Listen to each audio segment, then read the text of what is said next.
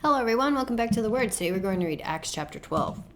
Now, about that time, Herod the king stretched forth his hands to vex certain of the church. And he killed James, the brother of John, with the sword. And because he saw it pleased the Jews, he proceeded further to take Peter also. Then were the days of unleavened bread. And when he had apprehended him, he put him in prison and delivered him to 4 quaternions of soldiers to keep him, intending after Easter to bring him forth to the people. Peter therefore was kept in prison, but prayer was made without ceasing of the church unto God for him.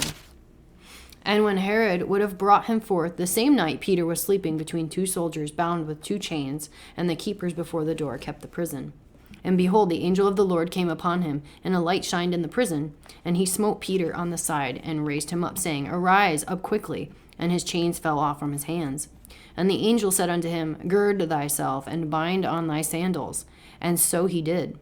And he saith to them, Cast thy garment about thee, and follow me. And he went out and followed him, and wist not that it was true which was done by the angel, but thought he saw a vision. When they were past the first and second word, they came into the iron gate that leadeth into the city, which opened to them of his own accord. And they went out and passed on through one street, and forthwith the angel departed from him. When Peter was come to himself, he said, Now I know of a surety that the Lord hath sent his angel, and hath delivered me out of the hand of Herod, and from all the expectation of the people of the Jews. And when he had considered the thing, he came to the house of Mary, the mother of John, whose surname was Mark, where many were gathered together praying. And as Peter knocked at the door of the gate, a damsel came to hearken, named Rhoda. And when she knew Peter's voice, she opened not the gate for gladness, but ran in and told Peter stood before the gate. And they said to her, Thou art mad. But she constantly affirmed that it was even so. Then they said, It is his angel. But Peter continued knocking, and when they had opened the door and saw him, they were astonished. But he, beckoning unto them with the hand to hold their peace, declared unto them how the Lord had brought him out of the prison. And he said, Go, show these things unto James and to the brethren. And he departed and went into another place.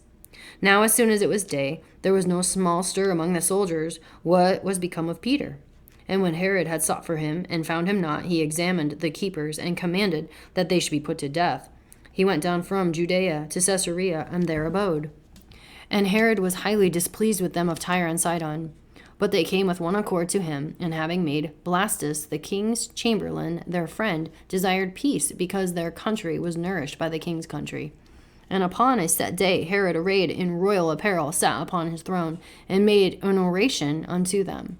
And the people gave a shout, saying, It is the voice of a God, and not of a man. And immediately the angel of the Lord smote him, because he gave not God the glory. And he was eaten of worms, and gave up the ghost. But the word of God grew and multiplied. And Barnabas and Saul returned from Jerusalem, when they had fulfilled their ministry, and took with them John, whose surname was Mark. That's the end of Acts chapter 12. Come back next time for Acts chapter 13.